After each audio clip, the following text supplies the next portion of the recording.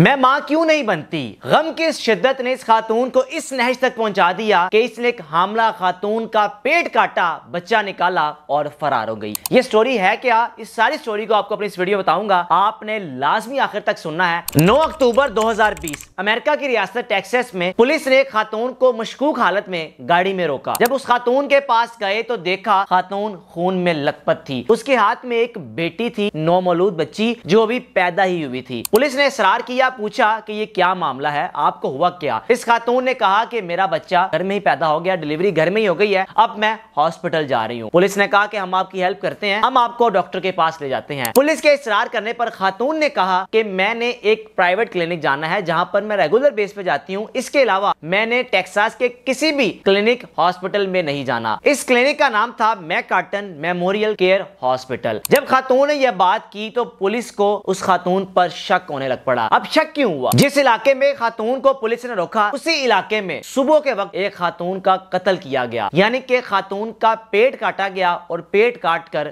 बच्चा निकाल कर फरार हो गई ये खातून। पुलिस को शक होने लग पड़ा कि हो सकता है कि ये वही खातून हो जिस खातून को हम सुबह से ढूंढ रहे हैं। इस वजह से पुलिस हर गाड़ी को चेक कर रही है। अब पुलिस जैसे इस खातून को हॉस्पिटल लेकर आई, पुलिस ने कहा कि इस खातून के टेस्ट करवाने चाहिए, पता चलवाया जाए कि क्या वाकई ये हमला थी कि ये हमारे साथ ड्रामा रचा रही है। पुलिस के अल्फाज कहने की देर थी कि इस खातून ने ड्रामे करना शुरू कर दिए, अपने आप को ये शो करना शुरू कर दिया, इमोशनल किया। एक तो मजलूम हूँ, मेरा घर में बच्चा पैदा हुआ, मैं खून में लथपथ हूँ। दूसरा ये पुलिस वाले मेरा टेस्ट करवाना चाह रहे हैं, मेरा अल्ट्रासाउंड करवाना चाह रहे हैं, मेरी HCG करवाना चाह रहे हैं। वो एक ऐसा टेस्ट होता है जिससे पता चलता है कि ये खातून हामला थी या नहीं। इस खातून का ये कहना था कि मेरे पहले भी 2 बच्चे हैं, ये मेरा तीसरा बच्चा है। इस खातून का नाम है टेलर पार्कर। ये ऐसी शातिर खातून थी कि बच्चे की पैदाइश से कबल, यानी कि आगे चलकर आपको सारी कहानी बताऊंगा, आप समझ जाएंगे कि इस खातून ने आखिर किया क्या। अब इस खातून ने सोशल मीडिया पर मुख्तलिफ पोस्ट लगाना शुरू कर दी, ये जाहिर करना शुरू कर दिया मैं प्रेग्नेंट हूं, अब इस बार मेरा C सेक्शन होगा, मुझे टिप्स बताएं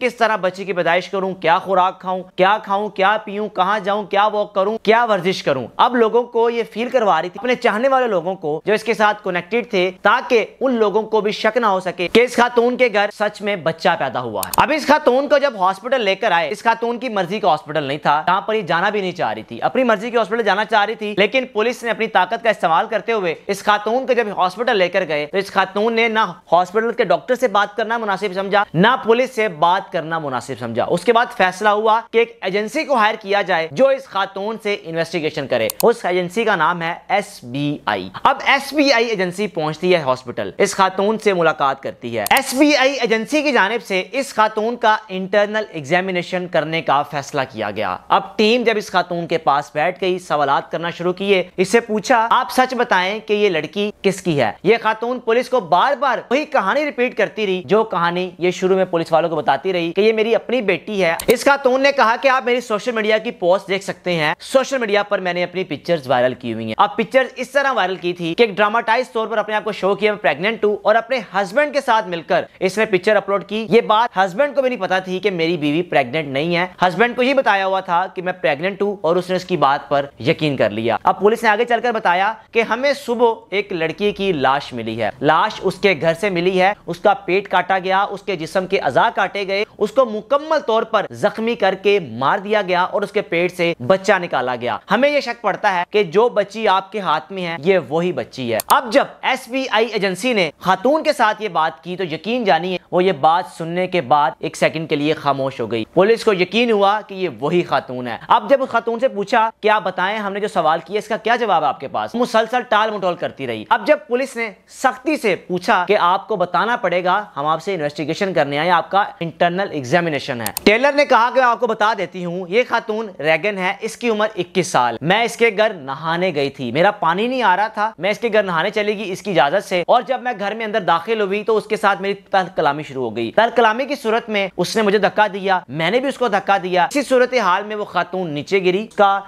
सर जमीन पर लगा और कुदरती तौर पर वो बच्चा खातून के पेट से बाहर आ गया। ये बात ऐसी थी जिसको डॉक्टर्स भी और इन्वेस्टिगेशन टीम भी सुनकर हंसना शुरू हो गई। ये खातून किस तरह का झूठ बोल रही है, मेडिकल साइंस में आज तक ऐसा हुआ ही नहीं कि पेट से बच्चा बाहर निकल आए खातून के नीचे गिरने पर। SBI एजेंसी को इस बात का पता था कि ये खातून मुसलसल झूठ बोल रही है। एजेंसी ने इस खातून के साथ दोबारा सख्ती की कि आपको सच बताना पड़ेगा, इसके बगैर आपकी जान छूटने वाली नहीं है। उसके बाद जनाबे अली कहानी हकीकत हकीकत में यह थी, एसबीआई एजेंसी ने कहा कि वीडियो कैमरे में सीसीटीवी फुटेज में देखा जा सकता है कि आप उस खातून के साथ घर के बाहर ही लड़ रही थी, एक दूसरे को धक्के दे रही थी, अंदर जाकर आपने पता नहीं क्या किया होगा। पता ये चला कि टेलर ने रैगन के साथ सोशल मीडिया पर दोस्ती की। रैगन की 3 साल की बच्ची पहले भी थी। अब दोस्ती किस तरह की? टेलर के घर बच्चा नहीं पैदा हो रहा था और इसको था मेरे घर में बच्चे की पैदाइश होनी चाहिए और किसी भी हद तक जा सकती थी, इस बात का अंदाजा किसी को भी नहीं था, यहां तक कि उसके शोहर को भी नहीं था। उसका शोहर भी बाद में लोगों से शिकायतें करता रहा कि लोग मेरी बीवी को गलत क्यों कह रहे हैं, लेकिन जब उसको पता चला उसके बाद उसने खातून से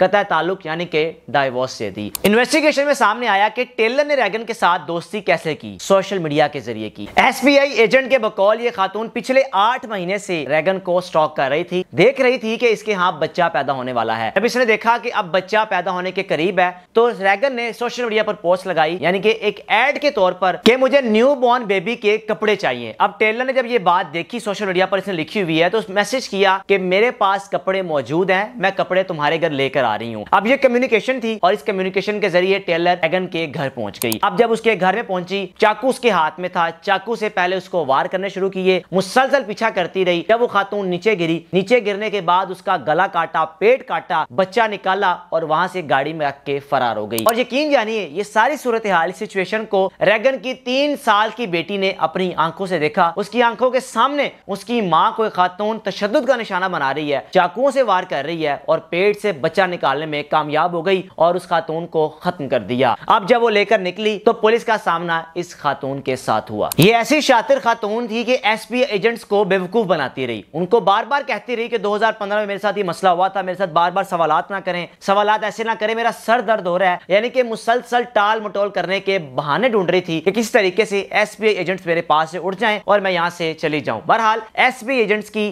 कोशिश और उनकी इन्वेस्टिगेशन ने इस खातून को इस मुंतकी अंजाम तक पहुंचाया कि इस खातून को कातिल डिक्लेयर किया। उसके बाद इस खातून का अदालत में केस लेकर जाया गया। जब इस खातून का केस अदालत में गया तो नवंबर 2022 में इस खातून को सजाए मौत की सजा सुना दी गई। ये खातून अमेरिका की 7वीं खातून है जिसको सजाए मौत की सजा सुना दी गई। वीडियो के आखिर में यही कहना चाहूंगा कि खवातीन से खास तौर पर अगर आप हामला हैं, आपके यहाँ बच्चे की पैदाइश होने वाली है, बजाय इसके सोशल मीडिया पर इस चीज़ को पब्लिकली अनाउंस करें या लोगों से आप ये कहें कि भी हमें कपड़े चाहिए बच्चों के, ये नहीं पता कि हो सकता है कि आपके एड्स या आपकी पोस्ट को देखने वाला किस नज़र से देखे और आपके साथ भी इस तरह का नुकसान कर दे जो टेलर ने रैगन के साथ किया। अपने मेज़बान को इजाज़त दीजिए। अल्लाह हाफिज़।